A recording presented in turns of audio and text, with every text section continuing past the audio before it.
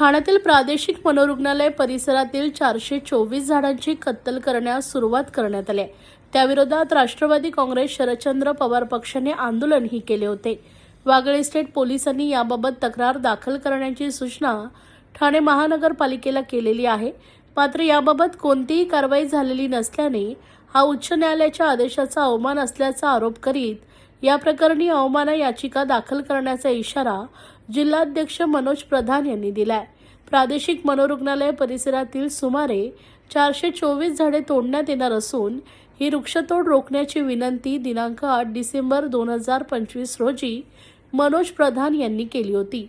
मात्र अद्यापही कारवाई न करण्यात आल्याने मनोज प्रधान यांच्या नेतृत्वाखाली राष्ट्रवादी काँग्रेस शरदचंद्र पवार पक्षाच्या शिष्टमंडळाने उपायुक्त बोडके यांची भेट घेऊन ठामपा विरोधात अवमान याचिका दाखल करण्याचा इशारा दिलाय. या प्रसंगी महिला अध्यक्षा मनीषा भगत, नगरसेवक यासिन कुरेशी, नगरसेवक अभिजित पवार, युवक कार्याध्यक्ष राजेश कदम, प्रशासन सरचिटणीस राजेश साटम, जगत सिंग, सचिन पंधारे, संतोष साटम, दीपा गावंड, राजनाथ सिंह, विशान गायवाड तसेच राजू चापले आदी उपस्थित होते. याबाबत मनोज प्रधान यांनी पत्रकार परिषद घेत अधिक माहिती दिली आहे. 8 डिसेंबरला आम्ही मेंटल हॉस्पिटलमध्ये एक दौरा केला होता. त्या दौऱ्यामध्ये आपल्या सगळ्यातली पण लोक होती. आम्ही तो दौरा अशासाठी केलेला कारण काय 24 नोव्हेंबरला एक ऍडव्हर्टाइजमेंट महानगरपालिकेने दिलेली, ज्याच्यात त्यांना 725 झाडं तोडायची एक नोटीस लावली होती. म्हणून ते बघायसाठी आम्ही तिकडे गेलो. नाशिकचा विषय गंभीर होता आणि सगळ्यांच्या समोर होता तपोवनाचा. त्या अनुषंगाने आम्ही मेंटल हॉस्पिटलमध्ये जेव्हा गेलो तेव्हा जागेवर आम्ही बघितलं की किमान 500-700 झाडं ऑलरेडी तोडून झाली होती. आता ही जी झाडं होती ही काय नवीन लावलेली झाडं नव्हती, पण ती 25 ते 100 वर्ष जुनी झाडं होती.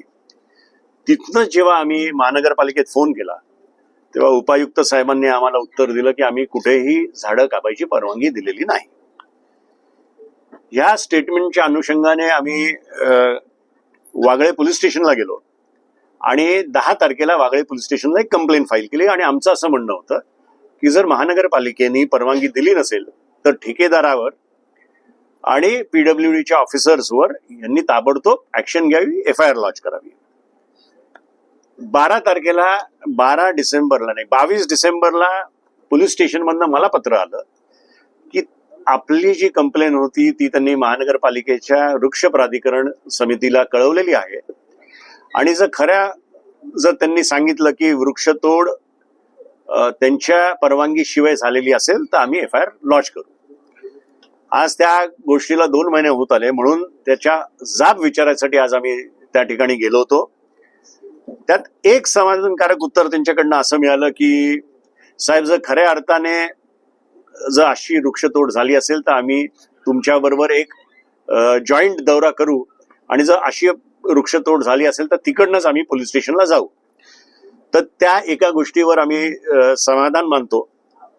पण खरी वस्तुस्थिती अशी आहे की आम्ही केलेल्या कंप्लेंट नंतर, त्यांना पोलीस स्टेशननी दिलेल्या कंप्लेंट नंतर त्यांनी जागेवर जायला पाहिजे होतं आणि आत्तापर्यंत शहानिशा करायला पाहिजे होती. आजही ते मला उत्तर देऊ शकले नाही की त्यांनी परवानगी दिली आहे की नाही.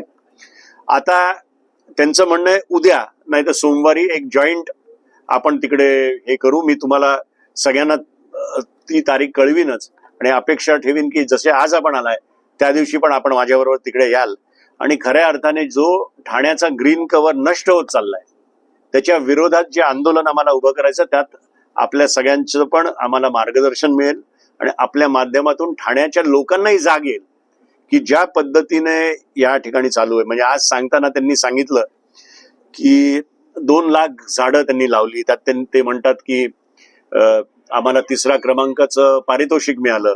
81,000 झाडं आम्ही मागच्या वर्षी लावली असतील बांबूची झाडं. पण माझं त्यांना एक म्हणणं होतं की जर ती झाडं तुम्ही लावली आहेत तर तुम्ही दर 6 महिन्यांनी तुम्ही त्याचं ऑडिट करता का आणि आज किती त्यातली जागा जगलेली आहेत. त्यांना मी एक सायटेशन दाखवलं. हायकोर्टची एक ऑर्डर आहे 3752 ऑफ 2021. ज्याच्यात भारती डांगरेताई क्लिअर कट म्हणतात की जर ऍड दिली असेल आणि ऍडची वेळ संपायच्या आधी जर झाडाची तोड झाली असेल आणि त्याच्यावर जर महानगरपालिकेने कुठलीही कारवाई केली नसेल तर त्या महानगरपालिकेच्या अधिकाऱ्यांना 7 दिवस ते 1 वर्ष हे तुरुंगवास होऊ शकतो. याची कल्पना मी त्यांना दिली आणि सांगितलं की कुठलंही उत्तर द्यायच्या आधी ही ऑर्डर वाचा आणि त्याचे परिणाम तुमच्यावर काय होऊ शकतात याचाही विचार करा. आणि कुठेही ठाण्याचं जे AQI दिल्लीच्या दिशेने चाललंय त्याच्यात तुमचा हातभार लावू नका. कुठेतरी ठाण्याचा विचार करा आणि हे बंद करा, हे सांगण्यासाठी आम्ही तिकडे गेलो होतो. तिथे हेरिटेज झाडं तोडतायत 100 वर्षाची तिथे, आणि ते कोण तोडतायत तर PWD आणि ठेकेदार तोडतायत. तर मग तुम्ही डेव्हलपरकडनं काय अपेक्षा ठेवाल? आणि माझ्या मते जी ट्री कमिटी असली पाहिजे तीच गेले 4 वर्षात अस्तित्वात नाही. मग तर तुमची जबाबदारी, पुरी जबाबदारी तुमचीच आहे. आज तुम्ही जर मेंटल हॉस्पिटलमध्ये तुम्ही बघितलं तर 725 झाडं तोडायची त्यांनी परवानगी मागितलेली आहे. बाजूला मॉडेला बनतंय तिथे आशर कित्येक झाडं तोडतोय. ACC मध्ये अदानीनी झाडं तोडलेली आहेत. इथे ग्लॅक्सो मध्ये ओबरॉयनी तोडलेली आहेत. रास रोजपणे रेमंड झाडं तोडताय. सर्व्हिस रोडवर साकेत ते आनंद नगर जो रस्ता आहे 1700 झाडं तोडायची हे, आणि ही सगळी झाडं 30-30 वर्ष जुनी झाडं आहेत. आणि तुम्ही काय सांगता तर कोलशेतमध्ये आम्ही आम्हाला एक जागा डिफेन्सने दिली आहे. त्या डिफेन्सच्या जागावर आम्ही बांबूची झाडं लावली आहेत. आता मला सांगा, डिफेन्सची जागा म्हणजे आज मला किंवा माझ्या कार्यकर्त्यांना जायचं म्हटलं तरी मला परवानगी मिळणार नाही. म्हणजे अशा पद्धतीने मला हा शब्द उच्चारायचा नाही, पण तूटपट्टी करायची तर किती करायची हा विषय आहे. मला स्पेसिफिकली ठाणेकर नागरिकांना माझं म्हणणं आहे की यार तुम्ही जरा जागे व्हा, रस्त्यावर उतरा. म्हणजे आम्ही राजकीय पक्ष करणं आणि नागरिक उतरून याचा विरोध करणं त्याला जास्ती महत्व आहे. तुमच्या मागे आम्ही उभे आहोत, तुम्ही पण खालती रस्त्यावर उतरा एवढंच सांगतो.